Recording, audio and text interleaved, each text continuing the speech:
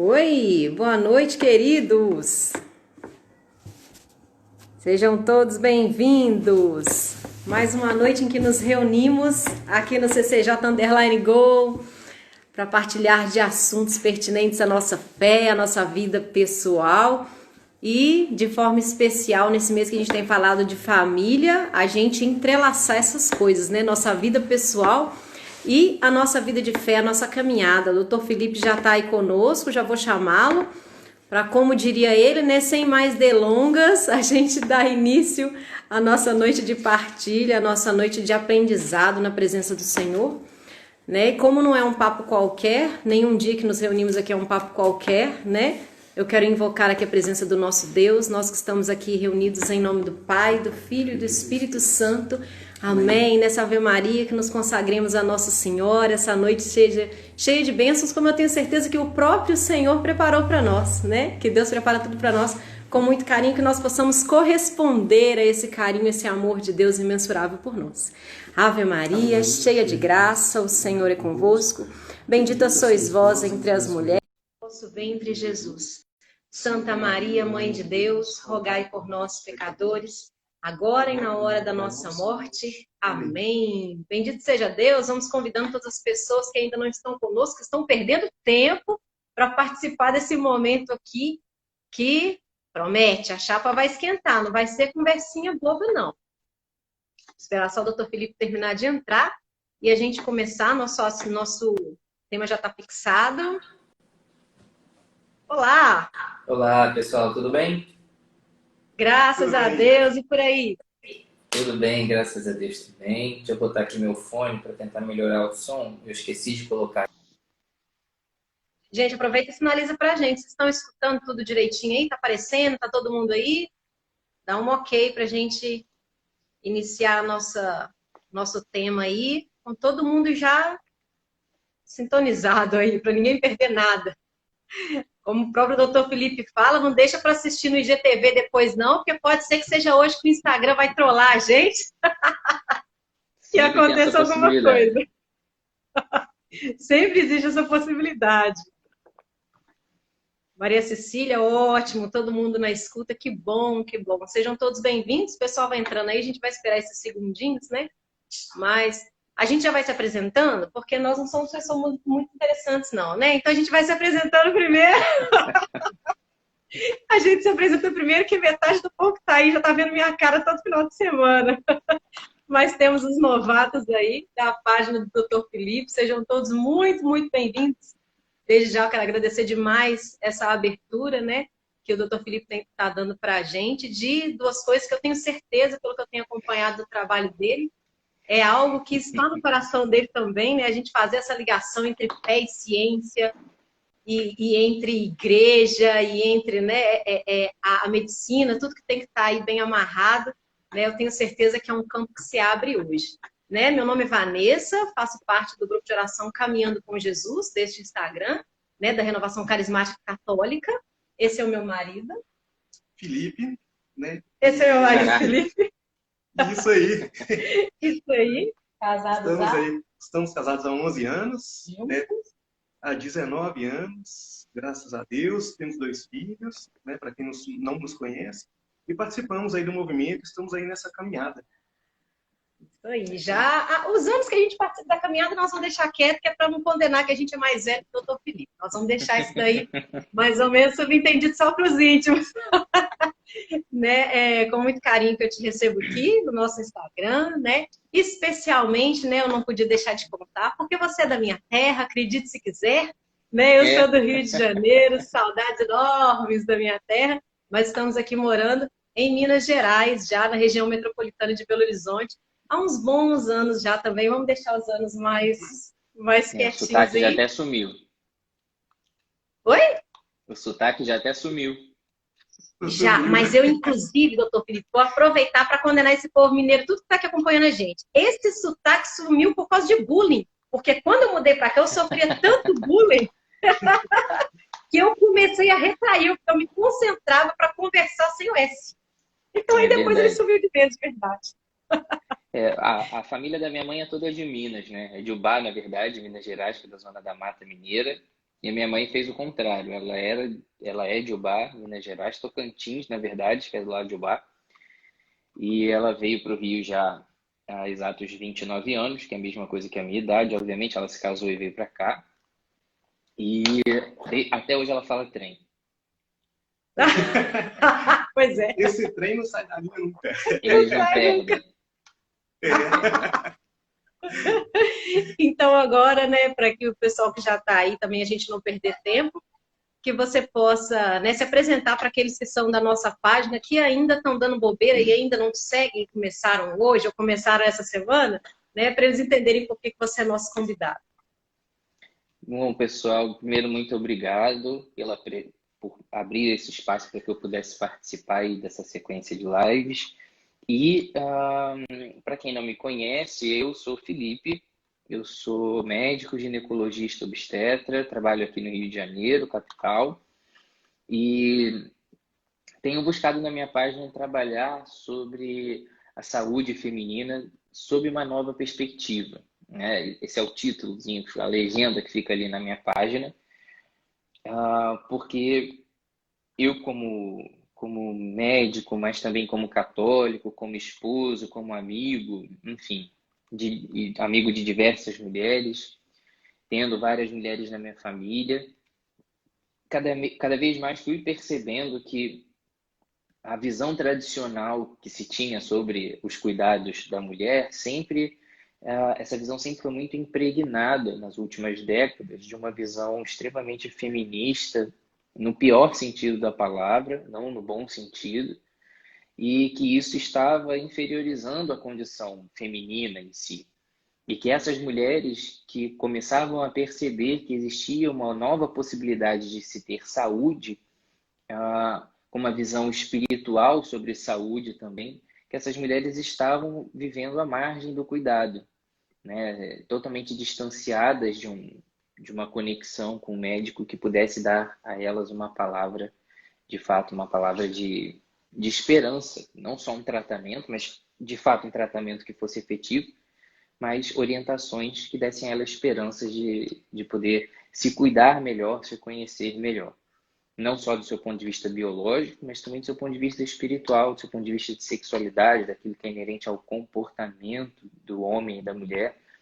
E desde então a gente tem aí traçado uma caminhada muito bonita que está sendo protagonizada por tantas e tantas mulheres que estão lá na nossa página, através dessa participação, né, através desse envolvimento familiar que tem começado a acontecer, porque o tema sexualidade ele apareceu mais recentemente na nossa página, e desde então começou a existir um movimento familiar, não só de mulheres, mas de homens também. Então, esposos, noivos, namorados, solteiros, interessados em ser de fato interessantes para as suas futuras namoradas e noivas, enfim. E isso tem gerado realmente uma participação muito grande, uma transformação além de tudo aquilo que eu poderia imaginar, né? A minha pediatra acabou de aparecer aqui agora, queria mandar um beijo especial para ela, que participou Gente, a Isis aqui, ó, que participa comigo não só nos partos, né? Que foi uma semana bem complicada, e dizer que é um prazer estar sempre com ela, que é uma parceira. Hoje, essa semana foram 5 partos e ela esteve presente ali em todos. E não sei se tem mais gente da minha equipe aqui, mas dizer que realmente é um prazer muito grande. Não, então, assim, a gente trabalha não só com esse tema de ginecologia, mas também de obstetrícia, dando suporte às nossas gestantes e tentantes lá na página, né? Então, tem sido um trabalho de gerar esperança, gerar vida através da esperança, de fato, não só de uma mensagem de saúde do corpo, pura e simplesmente, né? Minha irmã também está entrando aqui, beleza cotidiana, e, obviamente, não poderia deixar de falar que a minha irmã, que aparece aqui, né, com o nome de Beleza Cotidiana, porque o nome dela é Ana, tem feito um trabalho muito legal também de ajudar essas mulheres a se encontrar aí na beleza em si, com dicas preciosas aí sobre vários produtos. Então, as mulheres que já estão aqui participando, não deixem de participar lá também, várias dicas preciosas aí. Mas, dadas as devidas apresentações, eu acho que vale a pena a gente se adiantar nas perguntas aí, que a gente tem ali algumas perguntas que a galera mandou essa semana aí, desde que a live foi divulgada, e eu tenho muito medo sempre, porque eu sempre acho que tem tempo de sobra. Quando vai ver, tá faltando tempo, eu tenho que começar a correr e parar de falar, porque vocês que Sim. acompanham sabem como é que é, né? Não, essa é uma hora de live, isso é uma migalha. Na verdade, é uma amostra grátis para a gente começar a trabalhar depois, porque não dá para fazer nada nessa uma hora. Com certeza. Queria dizer também uma última coisa, perdão, antes que eu me esqueça até o final dessa live, se vocês me permitirem, né, com todo o Claro. respeito, invadir esse espaço para dizer que todos vocês que estão me vendo, eu já tenho falado isso na minha página, vocês que esperam de alguma forma, que contam de alguma forma com a minha participação na página de vocês, nos grupos de orações de vocês, nas paróquias de vocês. Primeiro houve esse movimento inicial de me fazer conhecido, entre aspas, as diferentes realidades, e agora eu quero chegar na intimidade, no coração dessas pessoas. A gente já fez live com muita gente de página famosa, com muita gente que impulsionou o meu trabalho, graças a Deus, com muita generosidade, e eu quero agora ramificar esse contato e entrar, né, em pequenos grupos, na intimidade das pessoas, nesse papo menorzinho, com menos gente, que eu possa dar mais atenção nos comentários, chegar a cada uma dessas comunidades que estão ali, de certa forma, vivendo no desconhecido ainda, né? Tem muita gente que não conhece ainda certas coisas que a gente conversa lá na página. Então, você que acha que não vai conseguir falar comigo, que eu não vou te atender, que não vou te achar, né? Eu achei essa página aqui do grupo de oração, me achou, dentre tantas outras pessoas, e várias outras ainda vão aparecer aqui na minha página também. Então, se vocês aí têm alguma expectativa de que eu apareça em eventos online, palestras, qualquer coisa, pode mandar, que dentro das possibilidades eu vou sempre abrir um espacinho aí para todos vocês. Não, ótima colocação sua. Eu sou a prova viva, eu sou a chata que mandou uns directs aí pro doutor Felipe esses dias, acompanhando, né, as caixinhas de pergunta dele. Eu mandei uma caixinha de pergunta de stories, viu, gente? Ele abriu uma caixinha de pergunta. Diz aí, eu falei, é agora que eu vou calçar minha cara e vou perguntar se ele faz uma live com a gente. E ele prontamente, a gente só, obviamente, teve que encaixar aí na agenda, mas foi muito solícito, muito disponível. E é muito importante, verdadeiramente, a gente entrelaçar essas realidades, né? Do cuidado da saúde, a medicina, com a fé, a espiritualidade, porque é um âmbito onde a nossa família está. Se a gente quer alcançar a família, não adianta ficar lá na igreja, só rezando, e a gente não se abrir ao conhecimento, a gente não se abrir às mudanças, e ficar sofrendo no silêncio da família, né? Então, dentro disso daí, eu já quero mergulhar, vamos dizer assim, no nosso assunto de hoje, esse assunto, o tema da sexualidade, que você fizesse uma consideração inicial sobre a importância dessa sexualidade na vida do casal, porque eu vi numa live com você há poucos dias, né, e partilhava, e realmente isso veio muito forte ao meu coração, que nunca se falou tanto sobre sexo, mas na verdade nunca se teve tão perdido com relação a isso. E isso é algo muito importante para o casamento, não dá para a gente deixar para conversar depois. Sim. A destruição do valor do sexo dentro do tema da sexualidade, né, ela veio nesse pacote autodestrutivo, né, cultural que se colocou na sociedade dita moderna, de uma certa repulsa aos valores tradicionais, né, que sempre foi defendido ao longo dos últimos séculos, né, por assim dizer. Existe, de fato, um certo preconceito de que certos valores familiares foram, vamos dizer, foram introduzidos na sociedade por uma visão puramente religiosa, né? E de que quando a gente mistura essas duas coisas, de que isso não vai dar um bom resultado. E de que a igreja faz uma apropriação religiosa desse tema e que essa opinião é totalmente desvinculada de ciência, totalmente desvinculada de credibilidade, que é uma visão castradora, que gera vários efeitos colaterais na sexualidade das pessoas. A primeira coisa que a gente precisa entender é que o conceito de sexualidade, ele está atrelado a certos valores e a certos entendimentos sobre o comportamento humano que datam de antes do cristianismo. E que muitas vezes esse tema vai se entrelaçar com questões filosóficas, questões sociológicas, né? Ou antropológicas, e que hoje, quando você faz uma formação em sexualidade, ela é quase que pura e simplesmente biológica. Isso extrapola em alguns momentos para o campo do comportamento em si também, mas ainda assim de uma visão ainda muito rasa e muito destrutiva, né? Quando você simplifica a questão, né? Trazendo isso pura e simplesmente para o lado biológico, você perde muito da beleza e da profundidade desse tema. Toda vez que você tira a esfera espiritual da sexualidade, ela se empobrece. Por quê? A espiritualidade não é coisa de católico. A espiritualidade é coisa de quem já viveu muito antes do catolicismo existir, né? Os egípcios falavam de espiritualidade. Eles tinham seus deuses, mas eles entendiam que eles eram seres espirituais e que certas coisas que eles experimentavam vinham, né, existiam além da experiência corpórea. Essa civilização deixou de ser, digamos assim, dominante. Esses valores se mantiveram também para os gregos, para os romanos. Nenhum desses povos era católico, né? Nenhum desses povos era cristão. O primeiro povo grande povo a se converter ao catolicismo, por assim dizer, ao cristianismo, de fato, foram os romanos, né? Que eram reconhecidos como um povo extremamente culto para a época e que absorveram esses valores como uma constatação de que aquilo ali era uma verdade inevitável. Ou seja, quando a gente fala de sexualidade à luz da espiritualidade, nós não estamos falando de uma visão castradora, tradicional, que foi colocada na história da humanidade pela Igreja Católica, né?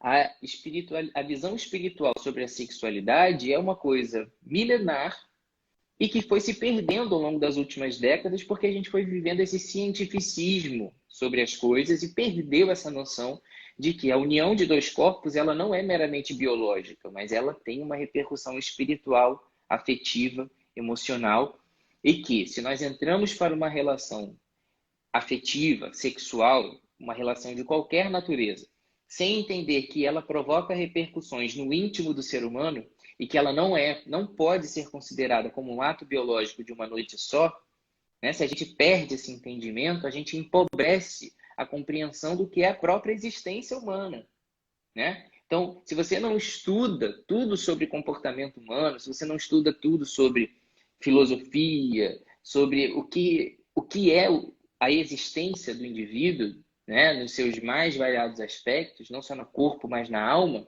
e acha que esse negócio de corpo e alma é coisa de crente, né? Você, na verdade, está se passando por um grande ignorante, reduzindo a sua existência a uma condição muito miserável.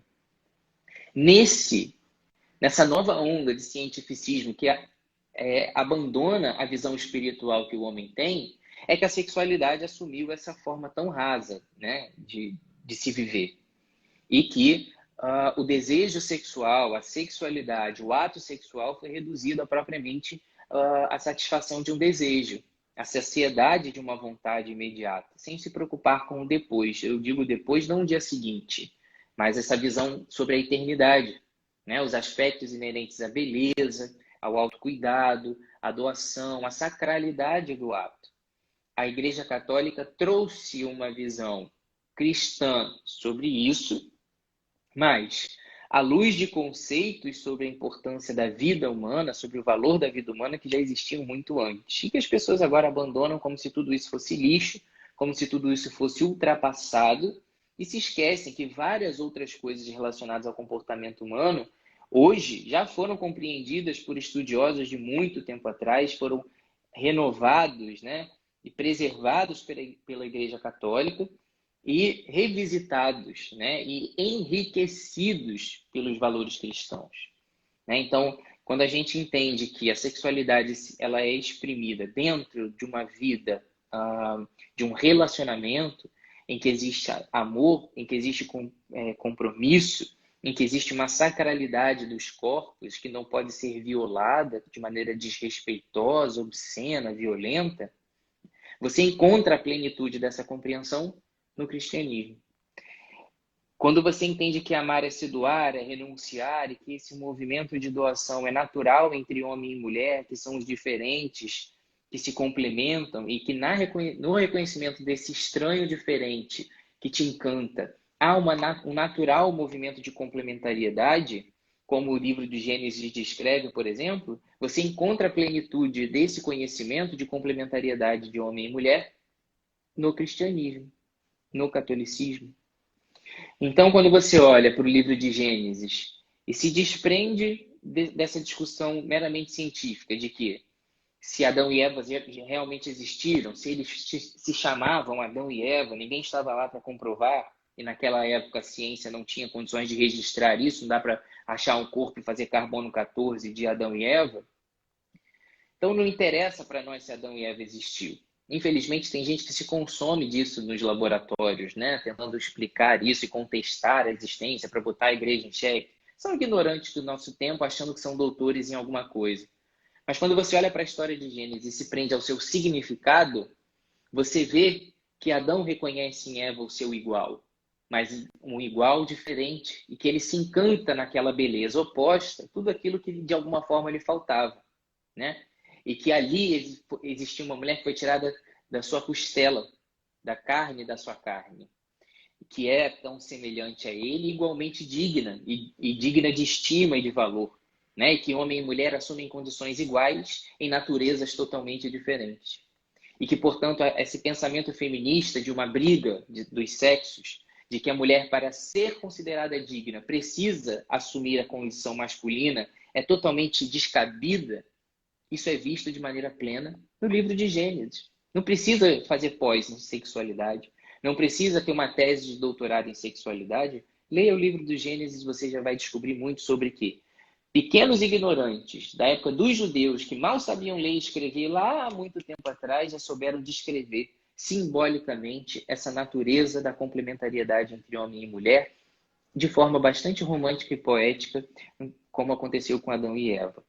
De um homem que foi feito do barro, de um homem que tem um comportamento mais grosseiro, mais rústico, mais raso, enquanto que a mulher foi gerada da carne, né? De algo mais nobre, de algo talvez mais sensível, né? Mais rebuscado, mais elaborado, e que isso mostra para nós que a existência feminina é uma existência mais sensível de fato, enquanto que o homem experimenta o mundo à sua volta de uma maneira mais rústica, um pouco mais dura muitas vezes.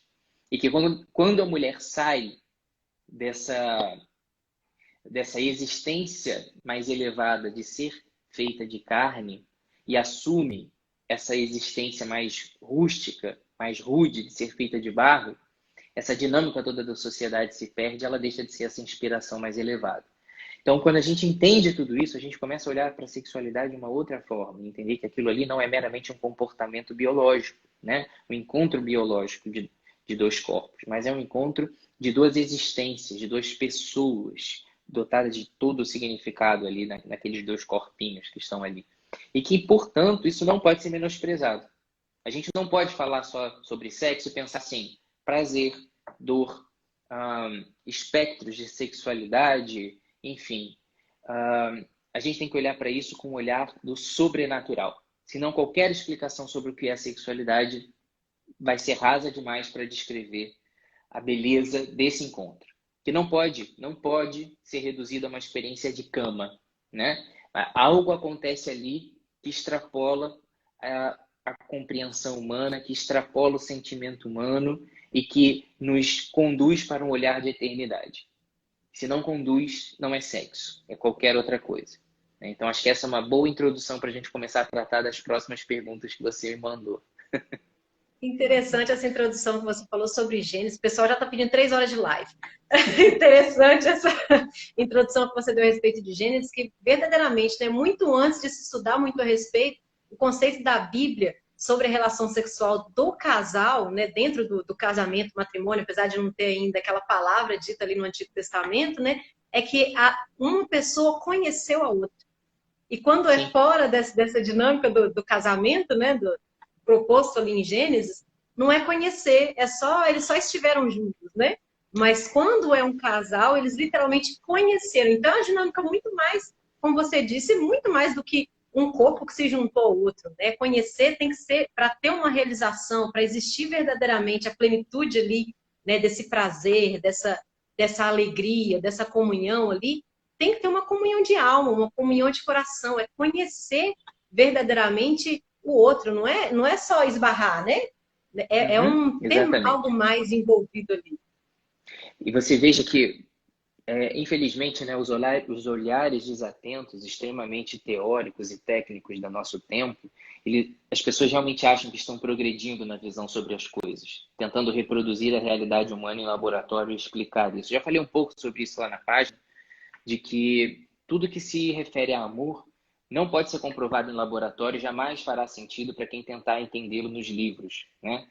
Então, o que são as Sagradas Escrituras, se não um verdadeiro livro para tentar decifrar o amor? É por isso que a Bíblia é tão desvalorizada pelos grandes cientistas da nossa época, né? E é isso que faz com que eles tenham uma condição, uma existência muitas vezes tão miserável na tentativa de tentar explicar as coisas.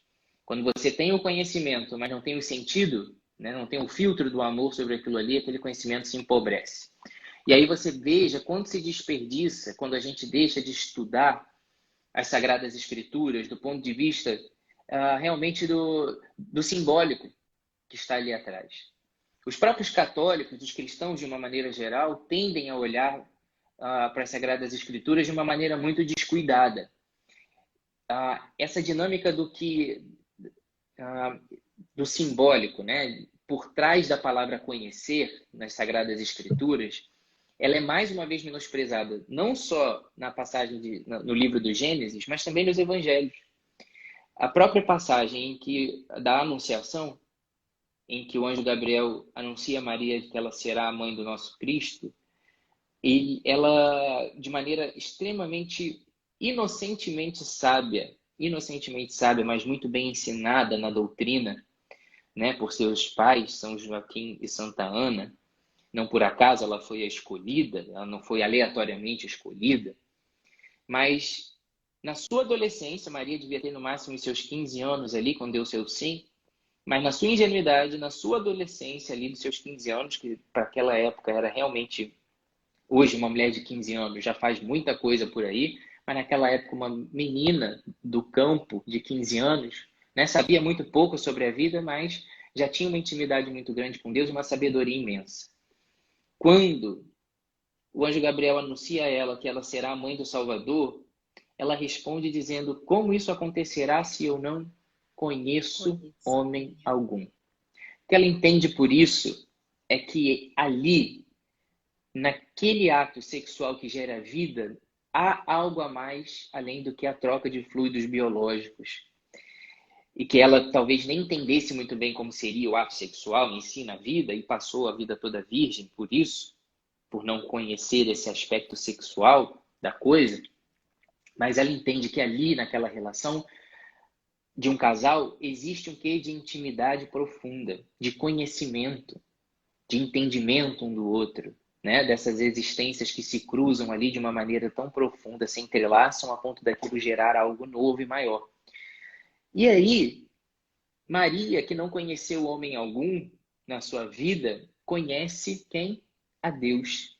E se envolve, né, como esposa do Espírito Santo, e dessa união íntima, que não é sexual, é uma união espiritual, desse movimento de conhecer intimamente a Deus, recebe esse dom de gerar o próprio Deus em seu ventre, numa intimidade profunda. E talvez por isso Deus tenha premiado Maria com uma sensibilidade sobrenatural, obviamente, além, uma sensibilidade que inspira hoje todas as mulheres. Maria prefigura as mulheres de uma maneira tão sublime, a ponto de, nas bodas de Caná da Galileia, Maria ter a sensibilidade de saber que aquela era a hora do seu filho. Ele mesmo se assusta e diz: Maria, mulher, por que me tomas? Ainda não chegou a minha hora. Mas Maria não responde. Maria diz, conhecendo a Deus, porque Maria conhecia Deus muito bem, Maria responde: fazei tudo o que ele vos disser. E não por acaso essas são as últimas palavras de Maria. Esse é o testamento espiritual de Maria. Maria, no seu silêncio, ainda fala muito na Bíblia. Mas esse é o seu testamento espiritual. Suas últimas palavras, a sua assinatura. Maria não morre, né? Maria é assunta aos céus muito tempo depois, mas ali ela inspira a humanidade toda e deixa o seu testamento dizendo a cada um de nós todos os dias: fazei tudo o que ele vos disser. Essa sensibilidade de Maria é uma sensibilidade que se manifesta em todas as mulheres que se abrem a viver a existência feminina no aspecto também espiritual. Isso é de uma beleza profunda. Tudo isso poderia ser muito bem aprendido por todos os estudiosos de sexualidade, se abrissem a beleza de contemplar as Sagradas Escrituras com uma visão menos cientificista, mais romântica, mas nem por isso menos carregada de significado e de conhecimento. Enfim, não quero me empolgar, porque parece que já se passaram 30 minutos de live e talvez fique um tempo muito curto para falar sobre essas perguntas. E o povo vai me que as matar, pessoas vai falar que é bucelinha, né? Que a gente está aqui batendo um papo teológico enorme, eu falar assim, esse povo veio para conversar e deixa a gente de lado. Então, mas aproveitando, né, falando dessa profundidade da relação sexual dentro do casamento, né, já respondendo nossas perguntas, o pessoal pergunta qual o limite das carícias dentro desse ato conjugal. E eu já vou linkar com uma outra pergunta que parece que se contrapõe, né, de até que ponto o pudor ajuda nessa vida sexual do casal. Sim, esse é um ponto muito delicado toda vez que a gente fala de vida conjugal, de sexualidade, de espiritualidade da vida conjugal. Existe uma verdadeira obsessão dos casais por entender ou encontrar em algum lugar escrito um respaldo para ter certas atitudes dentro do namoro, noivado ou, enfim, do casamento. A grande notícia decepcionante que eu tenho para dar para todas essas pessoas que incessantemente fazem esse tipo de pergunta, toda vez que eu abro a caixinha, que pode ou que não pode, é que jamais nós teremos no acervo, né, de documentos da nossa igreja ou de qualquer outra igreja cristã o guia do sexo catolicamente correto ou qualquer coisa semelhante, do relacionamento catolicamente correto semelhante ou qualquer coisa semelhante. Por quê? Porque tudo aquilo que já deveria ter, tudo aquilo que precisava ser escrito sobre amor, sobre respeito, sobre caridade, já foi escrito. E cabe a nós interpretar à luz, né, dessa nossa espiritualidade o que é, né, que praticamente se traduz por essa postura de respeito, de caridade, de entrega.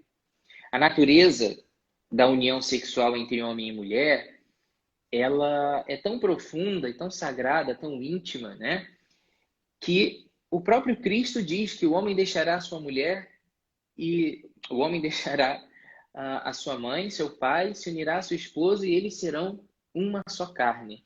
Isso mostra que há ali nessa união uma profundidade única, exclusiva, né? Do ponto de vista de que homem e mulher deixam essa realidade, né, da segurança, da proteção da sua família e se entregam ao outro de uma maneira muito profunda e íntima. Isso mostra para nós de que esse ambiente do matrimônio é aquele ambiente em que homem e mulher se prometerão, primeiro de tudo, esse compromisso indissolúvel, né, desse amor incondicional.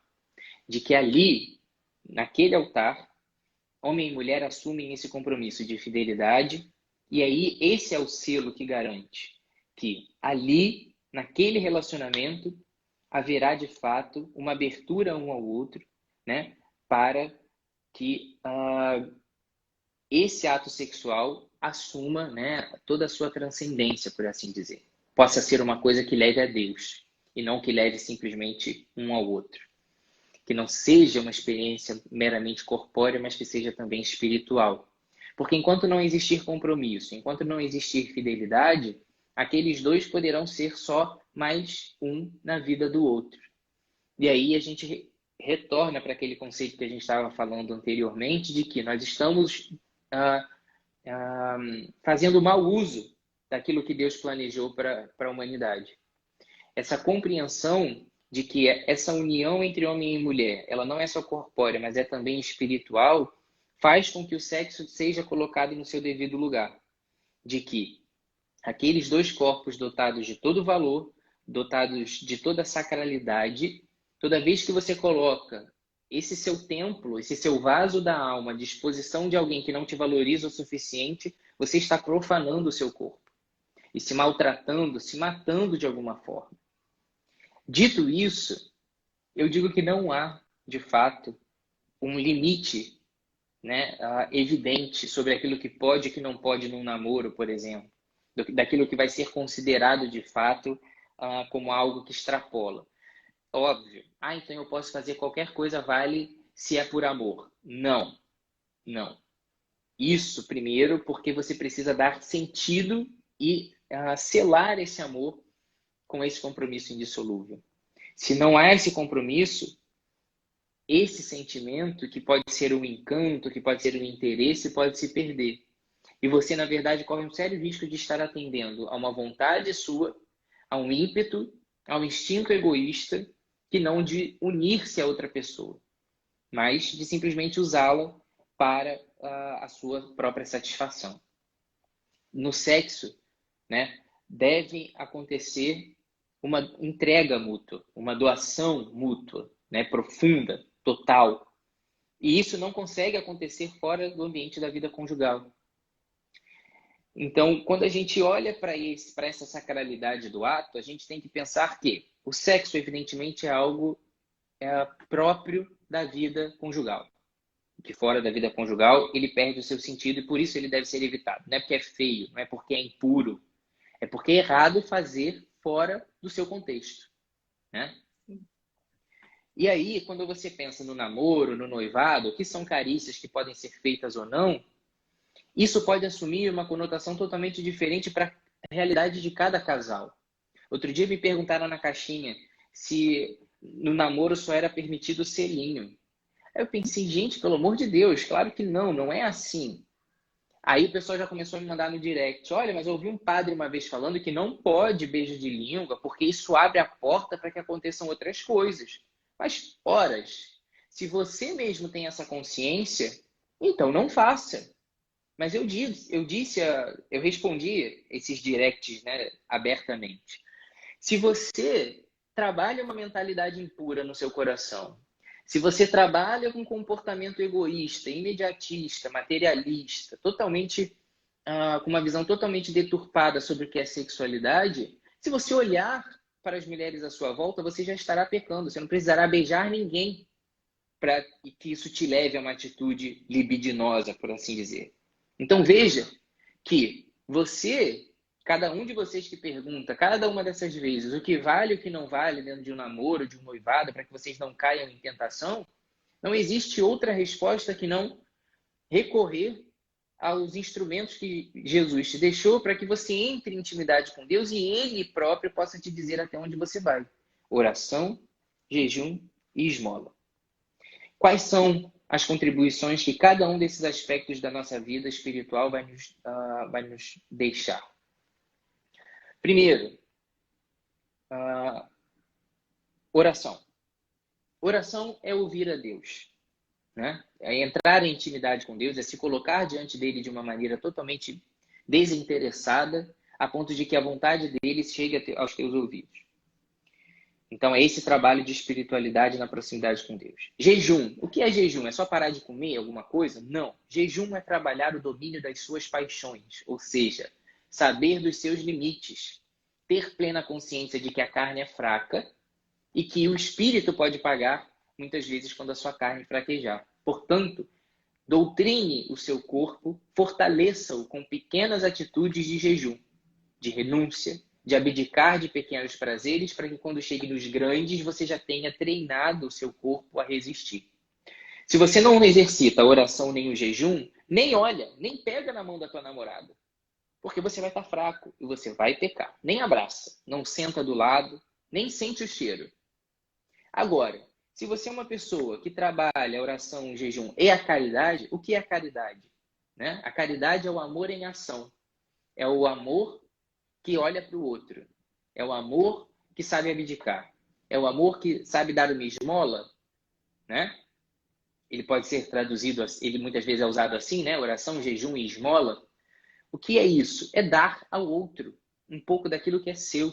Cortar na própria carne, renunciar. Isso também fortalece o espírito, né? Isso também nos diminui para que Deus cresça em nós. Então, quando você tem tudo isso muito bem exercitado em você, talvez o beijo não seja ocasião de pecado. Mas, óbvio, se você não fortalece o teu espírito, meu amigo, não adianta. Você vai olhar alguém na esquina e você vai se excitar com isso. E isso já vai te levar ao pecado. E Cristo fala isso de uma maneira categórica, né? Não desejar a mulher do próximo, ele fala, se você já olhou para a mulher do outro com desejo, você já cometeu adultério. E as pessoas ficam querendo se emaranhar num jogo de palavras ali para justificar aquilo que pode, aquilo que não pode. Eu não tenho essa resposta para você. Agora, saiba que tudo aquilo que te leva, de alguma forma, a extrapolar, tudo aquilo que te leva a profanar o corpo da tua amada, você está no limite, você está além do limite. Se é um beijo, se é pegar na mão, se é olhar, se é falar alguma coisa, né?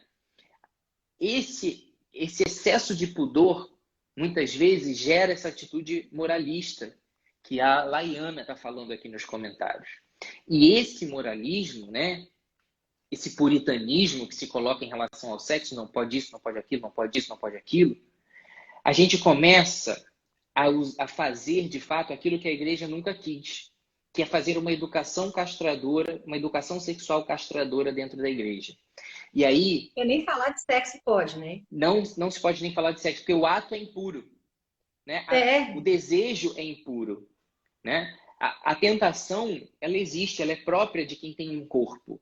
Agora, o ato de errar, aí sim já é do âmbito da nossa livre escolha, né? Do nosso livre-arbítrio. E aí é que a gente tem que trabalhar, em purificar as nossas vontades, à luz de um entendimento do que é amar de verdade. E aí, a gente sai desse campo da lei, em que os fariseus tanto insistiam, e entra nesse campo da graça, que é dessa intimidade com Deus, de cada um olhar para si com um olhar duro de fato, de se julgar nesse sentido, de falar até onde eu posso ir. Se para mim o olhar já é ocasião de pecado, uma palavra insensata já é ocasião de pecado com a minha amada, com o meu amado, então eu vou evitar. Agora, tem gente que beija na boca e o negócio não ultrapassa o limite, né? Então, essas pessoas são privilegiadas e podem fazer isso. Quem são? Eu não sei. Eu sei o que eu poderia fazer com a minha namorada, então namorada, Camila, e aquilo que já era ocasião de pecado para nós. E a gente lutava para evitar aquilo que nos levava à ocasião de pecado, óbvio, né? Eu posso ficar com a minha esposa, com a minha namorada na nossa casa sem estar ninguém perto? Ninguém vai te dizer que pode ou que não pode. Agora, se você sabe o que você está sujeito, quando você se coloca nesse tipo de situação, evita, né? Então, assim, a melhor saída é evitar. Muita gente utiliza a expressão de São Paulo, é melhor casar-se que abrasar-se, para justificar que é melhor apressar o casamento do que cometer pecado. Eu diria que você não pode ler essa expressão de São Paulo separada, né, da outra recomendação que ele dá ao casamento, que é: mulheres sejam submissas aos seus maridos e homens sirvam as suas mulheres, né? Como Cristo serviu a igreja. Não são bem essas palavras, mas ele diz isso, né? Sejam para as suas mulheres o próprio Cristo, que morreu pela sua igreja. Então, uma mulher sendo submissa ao seu esposo e o esposo morrendo pela sua esposa. Se você não associa, se você não é capaz de levar a cabo essas duas expressões, não é melhor casar-se que abrasar-se. É melhor separar-se que abrasar-se. Porque aí você vai entrar num casamento que já começa errado, né? Então, é bem esse o limite aí, cada um tem que olhar na sua realidade aquilo que pode e o que não pode. Tem coisas que são evidentemente erradas. Posso deitar nu com a minha namorada e ver uma televisãozinha de leve, se nada vai acontecer? Isso você não precisa nem perguntar. É desonestidade intelectual de quem pergunta. Agora, um beijo, eu não tenho como dizer. Cada um sabe de si, sabe até onde vai, até onde aperta o calo. Tem que Agora, se o meu conhecer conselho para de amigo. saber o que que aguenta, né? Meu conselho de amigo, se você não sabe o seu limite, não se teste, porque quando você se É, testar, corre o risco de você ou resistir ou cair. Então não vai dar uma de boba achando é. que você é O o fortão, santo da sexualidade e que você vai, né, que nem o Simba, rir na cara do perigo e que você vai cair, porque a carne é fraca. verdade. Agora, essa outra dinâmica do que foi colocada a respeito do pudor, né? Que foi realmente se castrando tanto essa ideia, essa beleza do sexo dentro do casamento, que o que está acontecendo agora é que os casais de igreja, os casais que querem verdadeiramente ter uma caminhada de fé, vivem como irmãos, né? Que não pode conversar sobre sexo. Aí alguma coisa dá errado, alguém está insatisfeito dentro da relação, imagina se eu vou falar com ele. Imagina se ele vai falar comigo. E fica todo mundo vivendo assim, quando vê, o casamento está vazio. Porque, na verdade, não Exatamente. existe a comunhão, não existe o sexo mais, porque a gente não pode falar a respeito, a gente não pode buscar ter prazer. Antes, aqui de tarde, eu estava estudando para essa live, e, gente, acredite se quiser, eu sempre recomendo toda live que eu faço, a leitura do Catecismo da Igreja. Gente, fala sobre a sexualidade do casal no Catecismo da Igreja, para vocês verem a amplitude, a beleza, a dimensão que isso vai. A gente tem que realmente derrubar essa imagem impura que o sexo tomou dentro do casamento e conseguir mergulhar a fundo, né, que é a proposta que o Dr. Felipe tem também na página dele, mergulhar a fundo nessa beleza e resgatar essa alegria, esse prazer, essa união, né, que esse ato eleva o casamento, eleva o casal e proporciona toda a alegria, né? Dentro desse contexto, né, dessa importância da relação, chegou para a gente a pergunta de se o uso do anticoncepcional se pode atrapalhar a vontade de fazer sexo. Sim. Os transtornos da libido, do desejo sexual, eles são multifatoriais. O anticoncepcional é só uma gota nesse oceano, né? Mas ele é uma gota importante. Muitas mulheres atendem a esse apelo por essa obsessão de ter uma vida controlada, de ter obsessão por uma vida totalmente planejada, primeiro carreira, primeiro sucesso financeiro, casa estabilizada, depois filhos, né? Se a gente não puder levar os nossos filhos para a Disney, pelo menos de 2 em 2 anos, então não vale a pena. E Não está aí a na gente tem hora. uma geração de mulheres com 30, 35 anos, com canudo debaixo do braço, respeitadas na sua empresa, que na intimidade choram porque não conseguem mais ter filhos, ou choram porque não conseguem encontrar homens com os quais elas sintam que vale a pena se relacionar. São mulheres que assumiram fortemente o discurso de eu não vou depender de homem nenhum, e é nobre essa decisão, mas com um olhar extremamente egoísta sobre esse objetivo, né? No sentido de que eu quero ser totalmente independente, essa ilusão de independência que todos nós temos, de certa forma, né? Até como um efeito colateral desse machismo pesado que a gente viveu durante muito tempo, isso gera esse efeito colateral de mulheres que não querem, de fato, serem oprimidas na sua realidade, e isso é legítimo, né? Mas isso é meio que extrapolado de uma maneira muito errada, né? Essa obsessão por independência. E aí você vê mulheres totalmente independentes financeiramente, mas emocionalmente muito vulneráveis. Enfim, esse é o perfil da mulher moderna, né? A mulher que conquistou tudo, mas não para si. Ela atendeu a vários planos da sociedade, atendeu a vários quesitos para que ela fosse uma mulher admirada, mas ela mesma muitas vezes não se admira totalmente. Ela queria poder voltar atrás um tempinho. Certas coisas na vida podem ser conquistadas depois, mas a fertilidade ela tem prazo de validade para a mulher. Isso é cruel, mas é a natureza falando. Eu não tenho como É mudar a isso na grande verdade, maioria das né? vezes. As E mulheres hoje têm uma aí, tendência de achar que podem escolher, de marcar a hora exata que querem. Não, eu quero é daqui a tantos anos.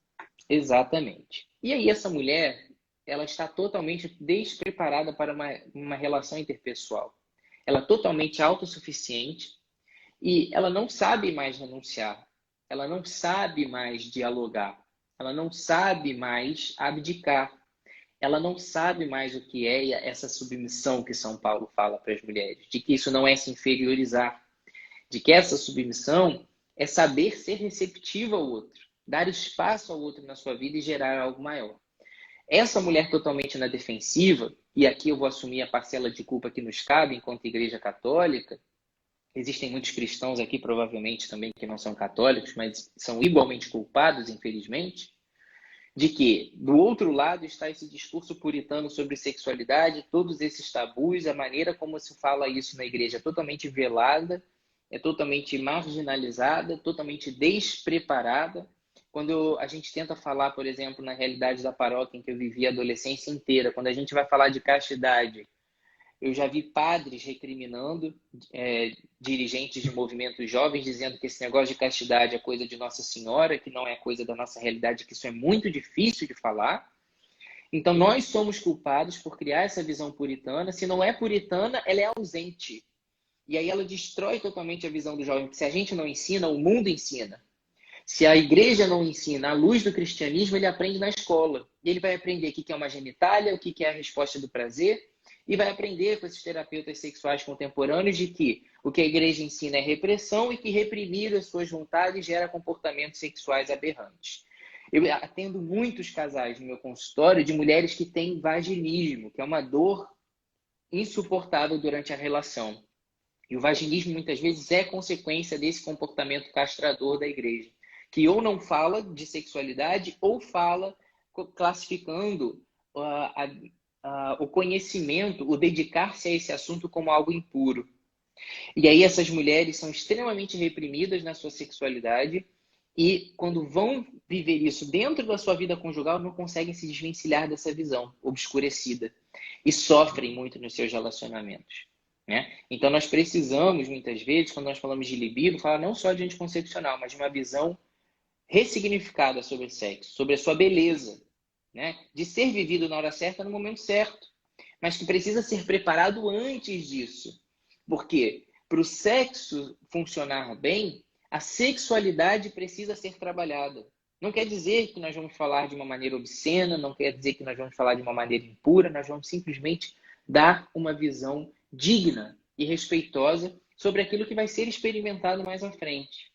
E aí, quando a gente perde essa oportunidade, a gente vê casais se juntando de uma maneira totalmente despreparada e que encaram a primeira vez de uma maneira extremamente romantizada e se frustram, que encaram essa vivência da sexualidade como se fosse alguma coisa pronta, né? Que é o vídeo que eu divulguei há pouco tempo dessa questão da química, como se eu amo meu marido me ama, então isso basta e vai ser maravilhoso. Não é assim. Existe todo um caminho de autoconhecimento do corpo, de limitações, de descobrir um ao outro, do que um gosta, do que o outro gosta. E quando a gente deixa de falar disso, a gente não é que a gente vai ensinar os casais a transar. A gente vai ensinar os casais de que é um desafio a ser construído dia a dia. Mas a gente tem medo de falar disso dentro da igreja, né? Porque parece que a gente está falando de coisa impura. E aí a gente assume um pouquinho essa parcela de culpa, né? De que a gente se omitiu muito. Então, tudo isso vai interferir na libido de uma maneira definitiva. Principalmente para a mulher, que é muito mais vulnerável a esse ambiente externo estar adequado para que o sexo possa fluir de uma maneira melhor. Entendi. Ó, acredite se quiser, a gente tem menos de 10 minutos. Meu pai, se for, o povo não sei o que for fazer comigo. Assim, eu queria propor até, eu sei que eu falo muito, que acaba atrapalhando muito nesse sentido, então a gente pode voltar para mais uns 20 minutinhos depois, se as perguntas não tiverem terminado. São poucas perguntas, né? Eu me comprometo a sair e entrar de novo, porque vai fechar com 1 hora, mas a gente pode voltar novamente. Já aconteceu aqui isso outras vezes e a galera respondeu e continuou. Não tem problema não, assume esse compromisso. Tudo bem. Olha só, dentro dessa dinâmica ainda de uso de anticoncepcional, aquilo que a família não, né? Que infelizmente, como você bem pontuou aí, não se conversa sobre isso antes, ou então se conversa muito pouco. As meninas já vêm ali da adolescência, a mãe já leva no ginecologista, já começa a tomar anticoncepcional. Então, quando começa a namorar, quando começa a ter um relacionamento, isso não chega a ser nenhuma opção. Ah, eu já tomo, já fica por isso mesmo, não procura saber nada, enfim, né? O método que vai se usar durante o casamento deixa de ser uma opção, um diálogo, né? Mas tem gente aqui falando que se o MOB o método de ovulação Billings, né? Para quem não sabe a sigla, é orientado pela igreja por causa justa, né? Para espaçar a gestação por causa justa. Gente preocupada se é pecado não ter relação durante o período fértil. Mas aí eu volto àquele questionamento antes mesmo de você responder, pensando assim, se não existe uma causa justa, por que não ter relações no período fértil? Entende? Quando eu recebi essa pergunta, eu me senti incomodada no sentido de que, como você mesmo diz, o sexo ele não é borracha de problemas. Então, como assim? Se não tem uma causa justa, por qual motivo o casal não está se relacionando? Você vê que existe aí aquilo que eu falei na primeira pergunta. Uma real obsessão por se encaixar dentro de uma regra. Essa pessoa que perguntou isso, ela está totalmente envolvida por um dilema do português. Ela não conseguiu entender nem o que ela perguntou. Não faz sentido essa pergunta. Ela se contradiz ali no negócio, ela acha que é pecado não ter relação no período fértil, sendo que ela não está evitando por motivo justo. Uma coisa não casa com a outra. Então você vê o perigo da pessoa começar a viver pela lei, pura e simplesmente, sem entender o seu significado. Né? Retomando essa questão do anticoncepcional, muitas pessoas já devem ter ouvido falar sobre o MOB vagamente em algum momento dentro da igreja, porque isso, infelizmente, apesar de o MOB ter sido criado com estudos científicos que compreendem o corpo da mulher e os seus sinais de fertilidade, hoje em dia ele virou coisa de igreja, né?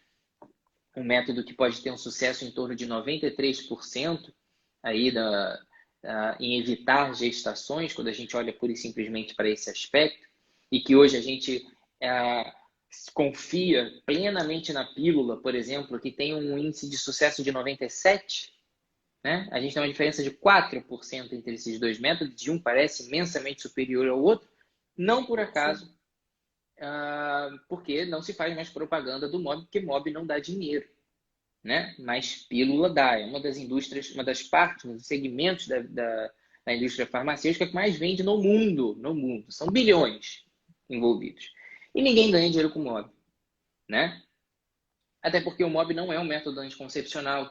O método de ovulação Billings é um método de vida conjugal, mas que já pode ser vivido antes individualmente.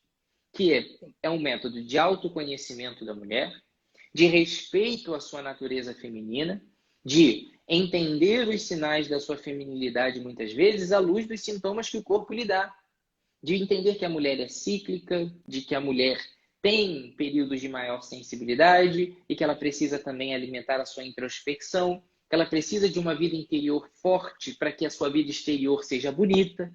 Então, se a mulher está mais introspectiva durante o período menstrual, entenda que ali é um momento ideal para que ela se prepare para viver o auge da sua produtividade durante o período fértil. Essa beleza da mulher não se apaga. Quando a mulher introduz o anticoncepcional hormonal na sua vida, ela se torna uma mulher silenciada. E não por acaso, quando esses sinais da sua natureza se apagam, ela mesma se perde. Ela mesma se olha no espelho e não se identifica. São essas mulheres casadas que começaram na adolescência a tomar pílula porque os pais se recusaram a conversar sobre sexualidade e é mais fácil levar a filha no ginecologista e dar pílula para ela do que fazer uma educação sexual em casa de qualidade.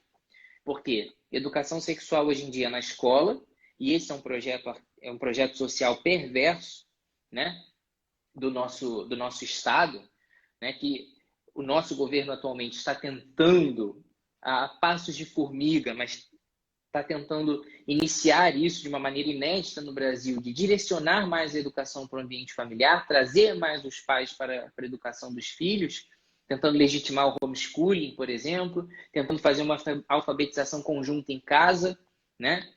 Os pais que nos assistem, fiquem atentos, por exemplo, aos projetos do Ministério da Educação, como o projeto Conta Pra Mim, se eu não me engano, o nome do projeto acho que é Conta Pra Mim, que é um projeto em que você recebe livros para ler com seus filhos em casa. São pequenas modificações que nós precisamos entender que, para a gente modificar a maneira como a mulher é vista, hoje a gente tem que retomar o valor da família, para que essas mulheres sejam formadas pelos seus pais e não pela sociedade. Deixa eu encerrar. Vai cair. Eu encerro e eu chamo você de novo. Pronto, estamos de volta. Eu até troquei meu fone porque a bateria desse aqui vai acabar. Eles cobram uma fortuna num fone que não dura mais do que 1h30. Terrível. Eles cortam a gente, eu falar mal da Apple também, acabou. Terrível. Enfim. Ai, Mas vamos ai. retomar aqui, que a galera tá entrando aí já, ó, a galera tá frenética. E muito obrigado, galera, também, né?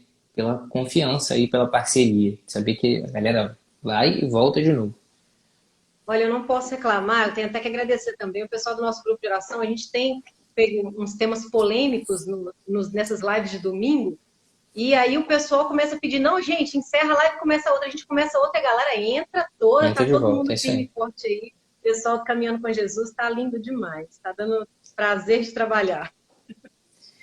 Mas a gente dizia sobre essa questão, né, do entendimento dos métodos naturais, sobre a questão do anticoncepcional, e o mais bizarro sobre tudo isso é que a gente desviou totalmente o foco da educação sexual para um silenciamento sexual.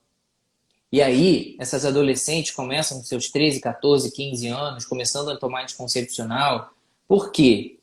Ah, porque sangra demais, porque tem muita cólica, porque isso, porque aquilo, porque não pode engravidar de jeito nenhum. E aí os pais se eximem dessa responsabilidade de educar os seus filhos, tanto os filhos homens para que respeitem as mulheres e as filhas mulheres para que respeitem aos homens e a si mesmas, né? Todos têm que se respeitar e respeitar o outro, mas se eximem dessa responsabilidade, constroem esse ambiente de um tabu que já vai se estabelecendo ali e ainda gera na cabeça dessa menina esse entendimento de que aquela vida hormonal monótona que ela vive é o normal. De uma mulher silenciada que não entende seu ciclo, que não sabe se respeitar os seus momentos, que não consegue tolerar mais o seu sangramento, a sua cólica. Eu já cansei de falar aqui e repito. Eu atendo várias mulheres no consultório todos os dias.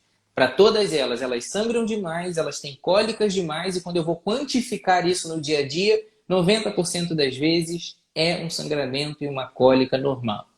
Uma cólica que as pessoas têm, por exemplo, quando comem alguma coisa estragada e nem por isso elas morrem, né? De dor por causa de uma diarreia, porque comeu um hambúrguer estragado, mas essa cólica da menstruação se torna insuportável porque hoje, culturalmente, a mulher menstruar é desnecessário, visto que ela pode ter uma vida maravilhosamente livre, sob controle, né? De tomando uma pílula e não poder se preocupar mais com isso. Quais são os efeitos colaterais disso? Nós temos os efeitos colaterais biológicos da pílula, que eu não vou nem perder tempo muito sobre isso aqui, porque isso é mais do que manjado. Atrapalha o metabolismo, aumenta o risco de disfunções do colesterol, dos carboidratos, aumenta o risco cardiovascular a longo prazo, aumenta o risco de transtornos psiquiátricos, principalmente os transtornos tipo depressão. Tudo isso todo mundo já sabe. Essa polêmica das mulheres que têm fator de risco para trombose não sabem, tomam anticoncepcional e têm trombose, né? Não é todo mundo, é uma pequena parte, mas tem esse risco também. Não podemos fazer tempestade no copo d'água, mas existe. Agora, sinceramente, diante de todos os riscos que o anticoncepcional pode trazer, nem de longe são os biológicos que me preocupam mais, porque é só parar a pílula que eles retomam. O pior são as sequelas não biológicas que o anticoncepcional pode trazer para a vida da mulher, que são as sequelas comportamentais. Uma mulher silenciada, que pode ser facilmente desejada, porque aquela mulher ali já não é mais fértil. E, portanto, os relacionamentos com aquela mulher também serão igualmente inférteis. Porque aonde não há preocupação com a fertilidade, não há compromisso, não há fidelidade, não há respeito. A mulher tem o seu valor inerente à sua natureza, né? De maneira indissociável da sua natureza. Quando a gente corta a natureza da mulher, ela perde um pouco do seu valor. Quer ver do que eu estou falando? São aqueles casos das mulheres que se silenciam e dos homens que vão para a noite contando com isso para viver relacionamentos passageiros em que você não precisa ligar no dia seguinte. E que daqui 9 meses não vai ter filho.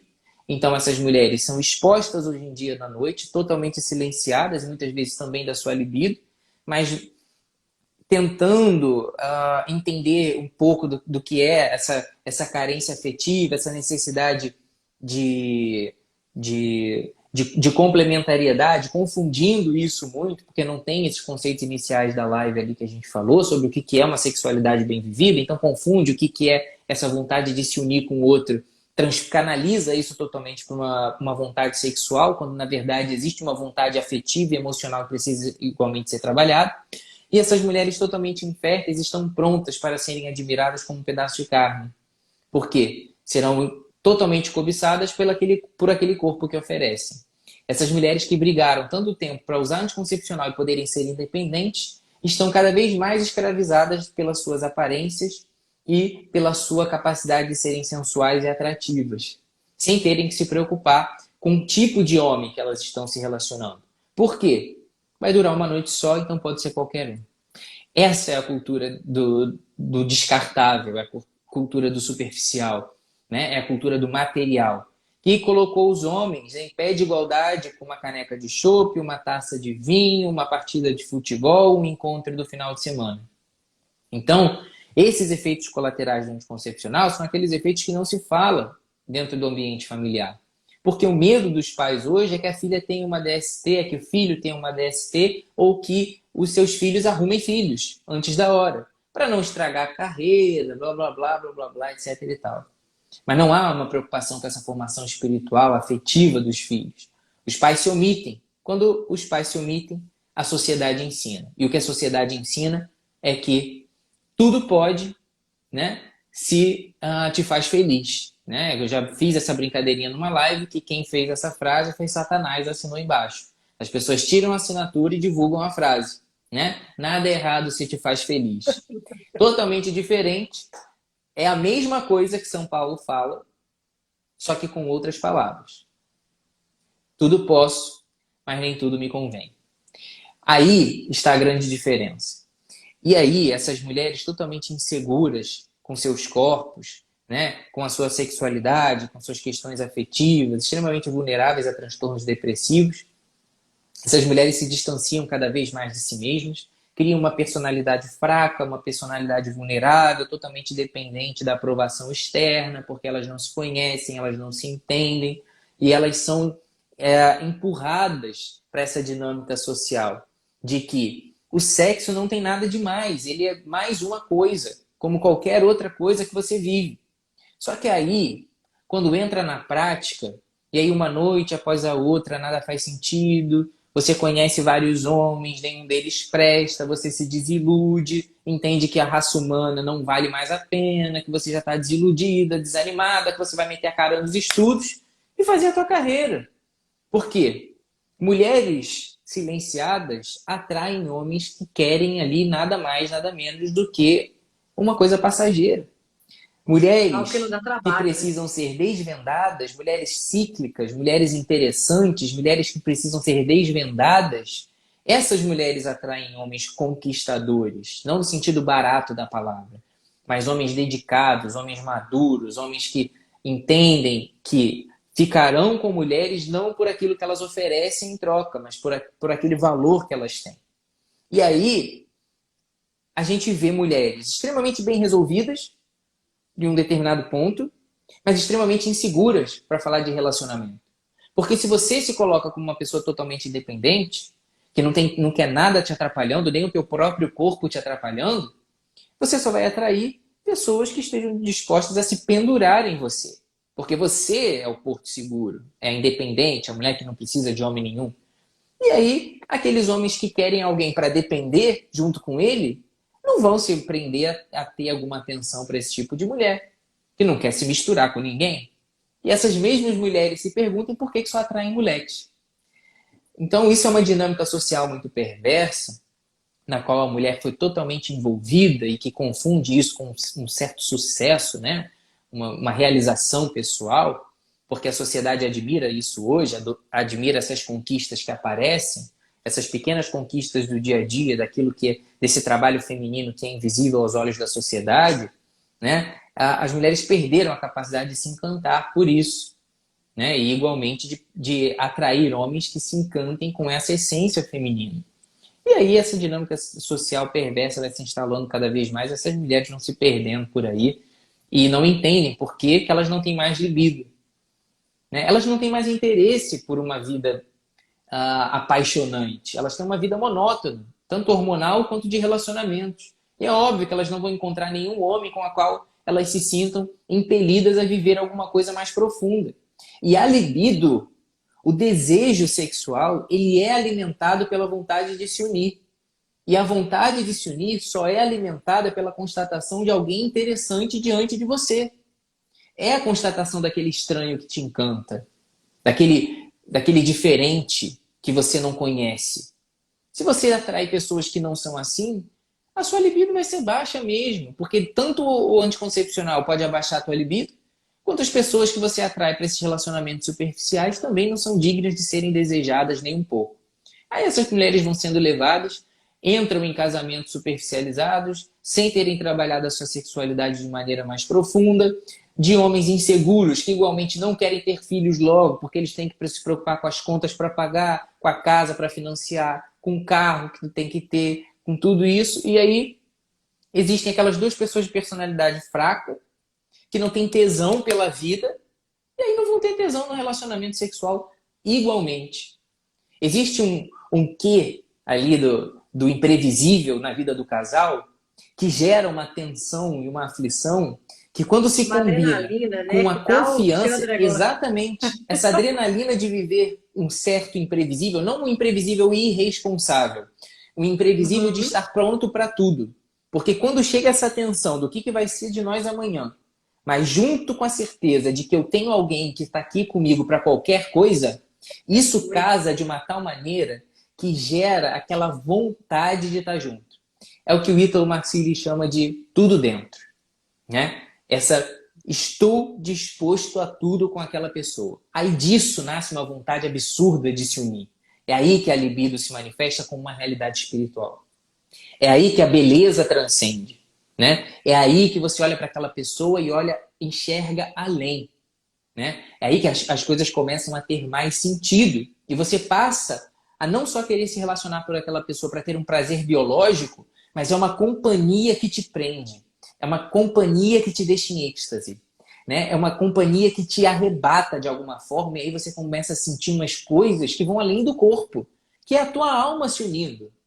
E as mulheres não têm mais essa sensação, porque reduzem a sua sexualidade e a sua experiência de prazer a uma experiência biológica. E é por isso que eu falo tanto que a gente não pode empobrecer o exercício da sexualidade a uma experiência meramente biológica. Porque aí tirou esse ambiente, né, extra e muito mais amplo que compõe todos esses sentimentos humanos, que vão além daquilo que é palpável. E aí a pessoa que se permite viver a sua sexualidade dentro dessa visão ampliada, essa pessoa ela vai ter um prazer que é mais do que uma experiência neurosensorial, que é uma experiência sobrenatural. É uma coisa parecida com aquelas pessoas que durante uma oração se pegam orando em línguas, genuinamente, não estamos falando desses shows que aparecem por aí de pessoas que decoram palavras e ficam repetindo aquilo, né? Infelizmente a gente sabe que tem, e vocês com um grupo de oração é uma experiência muito cuidadosa que a gente tem que ter com isso, mas é a mesma experiência que essas pessoas que vivem um êxtase espiritual têm de orar em línguas, de repousar no espírito. Elas se sentem arrebatadas por uma coisa que elas não conseguem compreender, que é de outra, entre aspas, dimensão. E essas pessoas são chamadas a uma experiência sobrenatural, que acontece dentro da vida conjugal. Acontece dentro da vida conjugal. Ali, a cama de um casal, assim como a união conjugal, ela de alguma forma reproduz a união entre Cristo e a sua igreja. Por isso, a igreja é tida como a sua noiva, Jesus se refere a ela como a sua noiva. Ali, na cama do casal, há um altar de duas pessoas se sacrificando para que uma coisa maior surja. E aí tudo começa a fazer sentido. Aí a gente começa a pensar, caramba, isso tem uma dimensão sobrenatural. Quando a gente diz que a cama é um altar, é por isso. Porque ali são duas pessoas se sacrificando uma pela outra de uma maneira tão ampla, tão além da nossa compreensão, que ali essas pessoas experimentam um pouco da presença de Deus. E não por acaso, é só na experimentação dessa presença divina elevada numa potência infinita que surge a vida. E horas, o que é a união de homem e mulher gerando um filho, senão um esboço humano da origem da nossa criação no coração de Deus. De duas pessoas que não precisam de filhos, entre aspas, mas que por amor decidem que eles existam. Ora, foi isso que aconteceu no coração de Deus, que não precisava de nenhum de nós, mas quis que nós existíssemos aqui.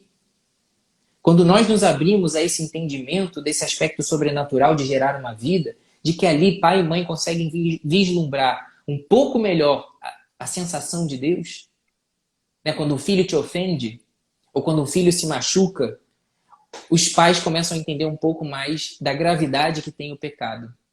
Porque isso preocupa a Deus numa proporção infinitamente maior. Nós que somos humanos, perversos, mesquinhos, nos sensibilizamos de uma maneira profunda com essas chagas.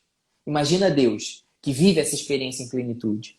Então, quando a gente entende que na cama, nesse altar do casal, essa experiência divina, ela vive ali também, esse casal vive ali esse esboço desse sacrifício, ali o prazer acontece de uma maneira sobrenatural. Isso é uma coisa que os ateus, eles jamais conseguirão experimentar. Eles morrerão. Por isso a gente tem que ter pena dessas pessoas. Porque essas pessoas jamais viverão o sobrenatural. E por isso que os ateus que estudam muito, que se aprofundam muito, que começam a questionar tudo, e entrar lá no mais íntimo das questões, assim, do sentido da vida, eles geralmente se convertem. Sim. Porque eles lidam com o inexplicável e eles começam a perceber que não existe outra explicação para certos sentimentos na vida que não seja o sobrenatural. Esse sobrenatural é Deus. Verdade, verdade. Ó, então, falando desse vilão aí do anticoncepcional, né, que é tido como gostosão da galera, nunca falha, né? Eu lembro quando a gente namorava, quando a gente casou, a gente não tinha tudo. Eu até me identifico um pouco com essa história, porque a gente namorou mais de 7 anos, assim como você fala, a gente se arrepende de ter namorado tantos anos, mas aqui a coisa foi porque não deu mesmo. Aqui foi batalha porque não deu mesmo. Então, quando a gente casou, por exemplo, a gente não tinha televisão, né? Não tinha televisão na nossa casa. A gente ia casar sem televisão. E eu trabalhava no hospital, na parte administrativa, mas trabalhava no hospital. E tinha um médico atrevido lá, né? Sempre tem, né? Para você que trabalha, sempre tem um médico atrevido lá, um abençoado lá, luterano, no caso, que me perseguia. Era batalha espiritual sempre, nos plantões lá, né? E aí, quando eu falei que ia casar, a primeira pergunta indiscreta que ele me perguntou foi qual método que eu ia usar. Então, quando eu falei que era o método Billings, mas zombou da minha cara, fui perseguida, horrores, como todas as mulheres são até hoje. Sim, porque é coisa de doida, é coisa só de igreja, né? É coisa de desorientada, a gente vai ter uma penca de filhos e etc e tal. Aí, quando eu casei, o pessoal falou assim, Vanessa, você vai voltar grávida em 1 semana, porque você está casando sem televisão e usando o método Billings. Não vai dar outra. Então, aproveitando que a gente está falando do abençoado método Billings, a gente tem um caso aqui de um casal que é traumatizado com o método Billings. Eles tinham instrutores confusos, infelizmente, né?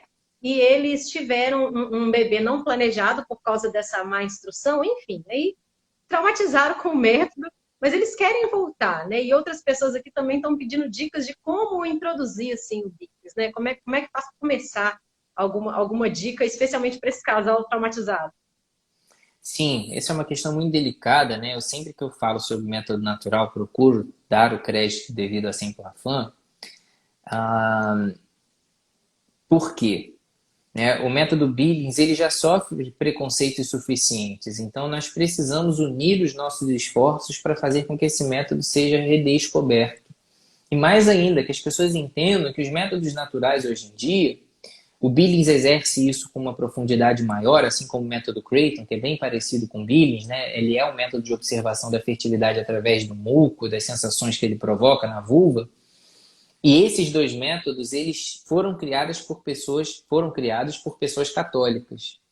Então, toda a sua criação e a sua descrição, ela é cheia de significados. Ela extrapola o biológico. É muito bonito você pegar o livro da doutora Evelyn Billings, por exemplo, e ler sobre o método. Ele não fala só de questão biológica, ele fala de comportamento. Esses métodos naturais, eles são chamados de métodos comportamentais em alguns momentos. É porque eles dependem de comportamento totalmente. Olha que bonito.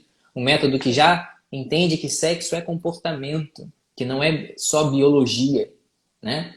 Então eles já são dotados de uma profundidade muito grande. E eles são um verdadeiro desafio, de fato, né? E muitos casais se traumatizam nesse meio tempo porque o método precisa de disciplina.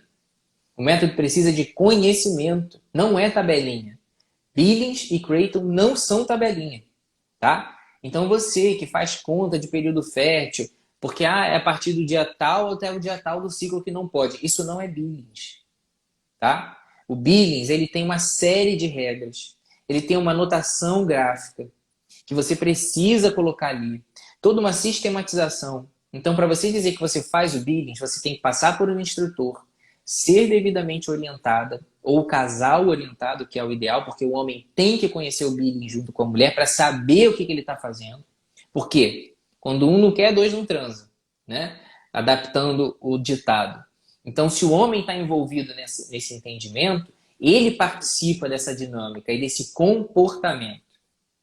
E aí, a gente entende que você precisa primeiro se observar e que até a mulher se observar no seu ciclo, entender exatamente o que acontece, ela precisa de abstinência. E aí já começa o primeiro desafio. Se você não aprendeu a amar e renunciar, se você não aprendeu a se mortificar pelo outro, o Billy não vai fazer sentido para você. Que método é esse que eu tenho que começar a fazer abstinência até eu entender? Mas e se eu demorar 2 meses para entender meu ciclo? 2 meses de abstinência, né? As pessoas, para entenderem o Billy e viverem o Billy, elas não podem olhar para o dia de amanhã. Elas não podem olhar para o final de semana que ela quer ter uma data especial que está se aproximando e ela quer ter relação naquela data. Ela não tem que olhar para isso. A mulher que quer o Billings, o casal que quer o Billings, ele tem que olhar para a eternidade. Aí, quando você olha para a eternidade, você vê que 2 meses passam muito rápido. Então, essa é a primeira formação que as pessoas precisam ter. Elas precisam de tempo, elas precisam de responsabilidade, elas precisam de entender que amor é renúncia. Há pouco tempo eu coloquei no meu feed que amar é estar disposto a ser pregado numa cruz pelo outro. Se você não entende isso com o seu marido, se você não entende isso com a sua esposa, nem faça, porque vai errar. Em algum momento você vai achar que não vale mais a pena e vai culpar o método, não vai culpar você. Então, eu sempre falo também, já coloquei no meu feed isso lá um post sobre isso, eu falei, o método natural é para todo mundo, mas não é para qualquer um. Então, a pessoa que quer optar pelo método natural, ela tem que entender que ali é um método de abertura à vida. Ah, então quer dizer que a gente tem que ter um monte de filho? Não. Quer dizer que você tem que estar aberta à sua fertilidade como um sinal do amor de Deus. O que isso significa? Significa que só haverá plenamente uma vida conjugal bem vivida, uma dinâmica dessa reprodução do relacionamento de Cristo com a igreja, se ambos estiverem totalmente entregues. A sua vida conjugal só fará sentido e será plenamente realizada se, assim como Cristo se entregou pela sua igreja até a última gota sem ressalvas, assim também os casais se entregarem um pelo outro sem ressalvas. Porque é quando essa entrega sem ressalva existe que essa existência sobrenatural do amor também aparece. É por isso que a Igreja Católica defende o método natural. Porque essas pessoas elas não estão preocupadas em fazer regra. O Papa, quando escreve lá o Humanae Vitae e fala sobre paternidade responsável, ele em nenhum momento escreve quantos filhos um casal tem que ter. Ele em nenhum momento escreve que um casal que tem um filho só é indigno. O Papa Paulo VI, quando escreve lá o Humanae Vitae, ele, se eu não me engano foi o Paulo VI que escreveu, ele fala que os casais devem ter plena consciência da beleza da fertilidade como um sinal da graça de Deus. E se você não consegue entender que para que isso aconteça, mais do que ter filhos, a fertilidade do amor que se une e se multiplica, não é só filho, que o filho é um sinal biológico dessa mistura que aumenta, né, corporeamente. Mas existe uma realidade espiritual e afetiva de 2 amores que se unem e saem dali maiores. Essa experiência sobrenatural que acontece. Se você não se abre para um, você não se abre para o outro. E é por isso que tanto se fala na igreja que o sexo tem caráter eletivo e procriativo. Aí as pessoas pegam essa frase pronta, repetem isso exaustivamente, como se isso fosse uma máxima, e aí todo mundo pega isso e interpreta errado, que é óbvio que interpreta errado. Essa frase sozinha, ela é pobre de significado. Fora do seu contexto, ela é pobre de significado. Porque se você fala isso, o sexo tem seu caráter unitivo e procreativo. Se não for com os dois, ele não serve. Aí as pessoas interpretam isso como o quê? Então, na relação, tem que se amar e tem que gerar. Quando a gente entende todo esse pano de fundo, em que ali existe uma experiência espiritual de entrega incondicional, aí você começa a entender o que é estar aberto à vida. Estar aberto à vida é ter do seu lado alguém com o qual você conta para todas as possibilidades. Até porque vão ter casais que vão viver a experiência da infertilidade. E aí eu te pergunto, essa experiência da infertilidade é a ausência do amor de Deus se manifestando nesse casal? Não. Mas é Deus chamando aquele casal para aquela realidade em que a fertilidade se manterá espiritualmente. Esse casal vai poder manifestar sua fertilidade na adoção, numa paternidade espiritual de pessoas que precisam de orientação e cuidado. Então, quando a gente fala que a condição para o sexo existir é a procriação, como se nós fôssemos coelhos, como o Papa Francisco bem disse, foi distorcido, né? De que aí pegaram essa frase e jogaram para o outro lado. Ah, o Papa Francisco é a favor dos métodos contraceptivos, olha aí. Está falando para as pessoas que elas não podem se reproduzir como coelhos. Sim, porque os coelhos se reproduzem para perpetuar a espécie, simplesmente. É sem sentido. Deu vontade e vai. Quando o Papa Francisco fala em não se reproduzir como coelhos, ele está evocando nada mais, nada menos do que o conceito de paternidade responsável da Humanivite, que foi distorcido para o outro lado. Então, a abertura à vida é contar com a misericórdia e a graça de Deus para aquilo que Ele planejou para o seu relacionamento. Se vai ser 1, 2, 3, 4, 5 filhos, várias variáveis vão contar. A condição financeira conta, obviamente. Você tem que ter um filho, você tem que alimentar o seu filho.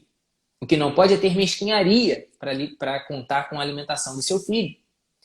E aí, nessa dinâmica, você vai conciliar responsabilidade com egoísmo, responsabilidade com vaidade, responsabilidade com soberba. Quem é que vai te dar essa linha? A tua consciência bem iluminada por uma presença forte do Espírito Santo na tua vida.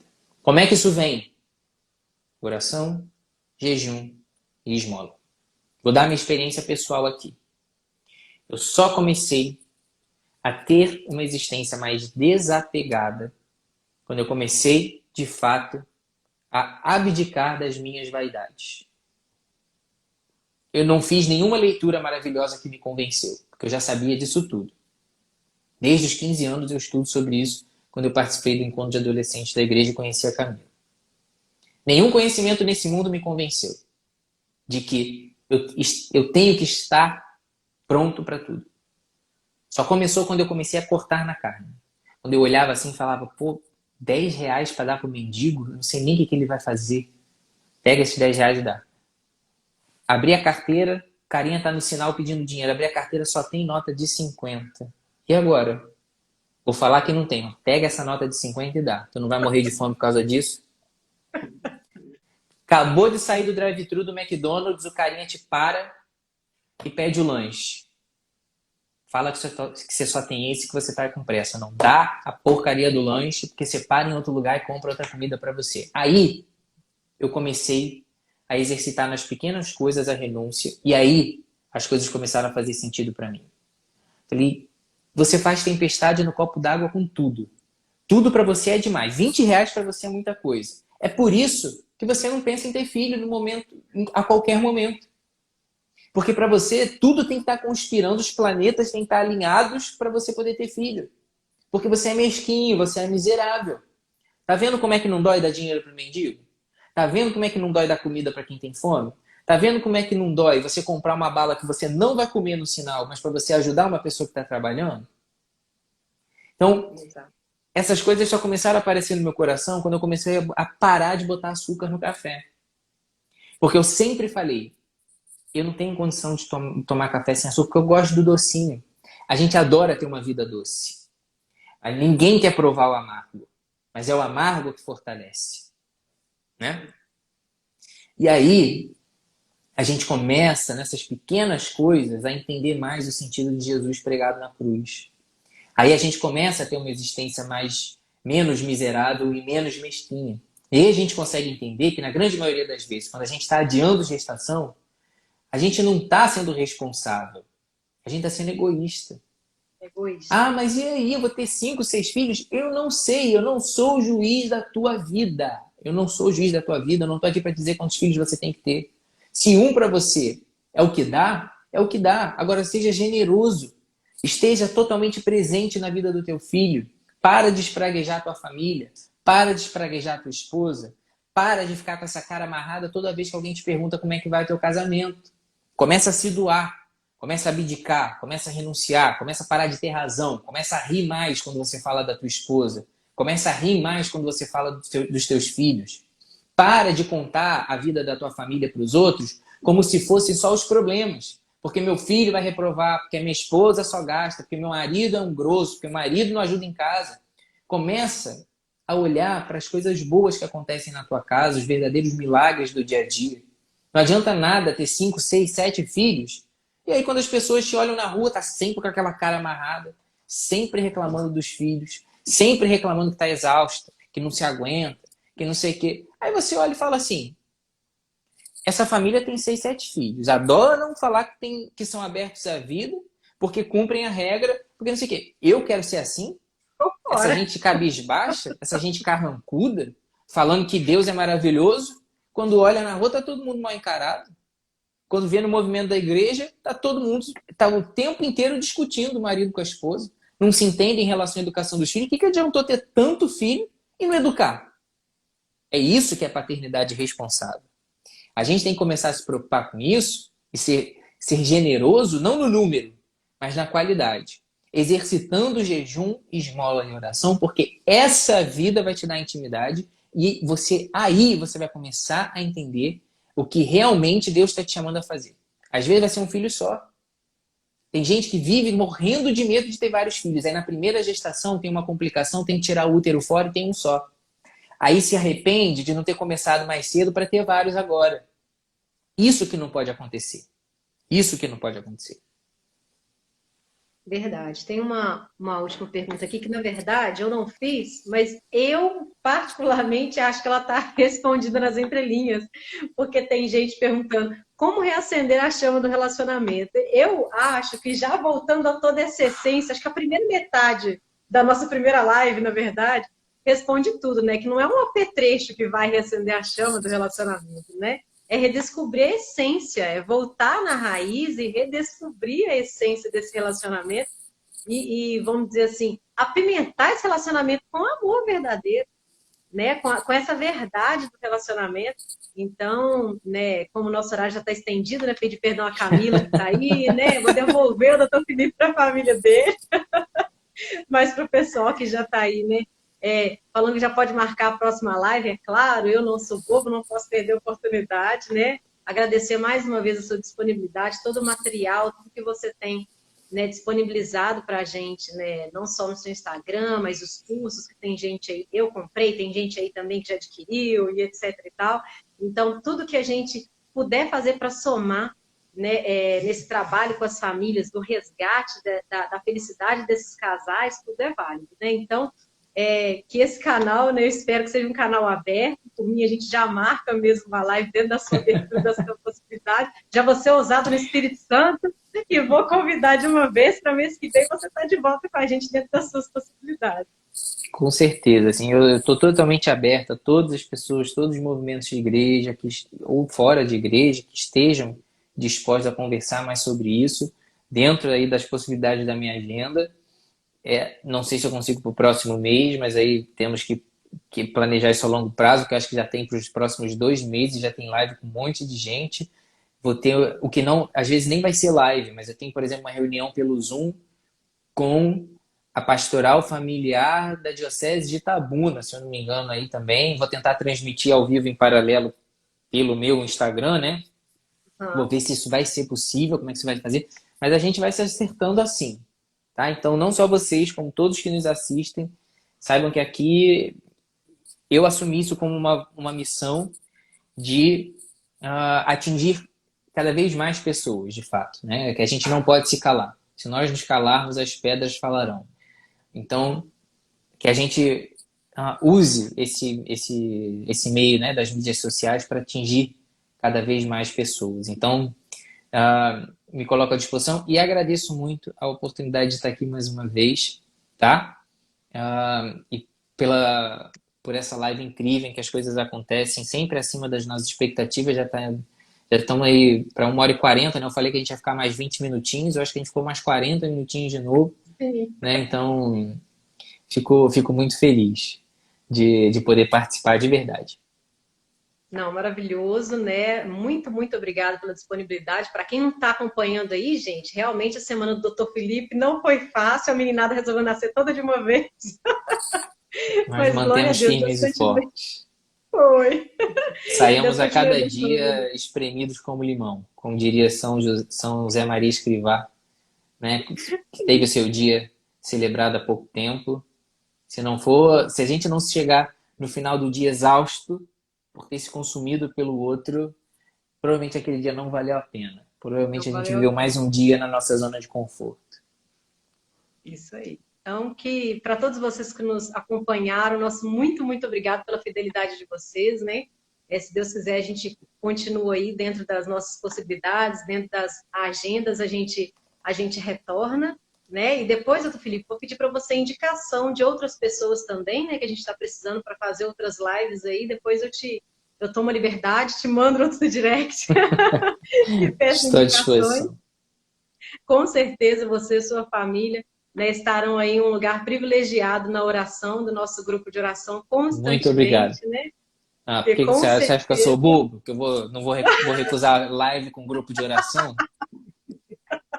Isso aí. Tem que ser astuto, tá na palavra de Deus que a gente tem que ser astuto. Já ganha oração de um monte de gente ao mesmo tempo.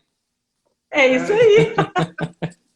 Então, o nosso abraço carinhoso para Camila, né, que é futura convidada nossa também, já vou profetizar, né, que ela vai estar conosco também. Deus abençoe Maria Liz.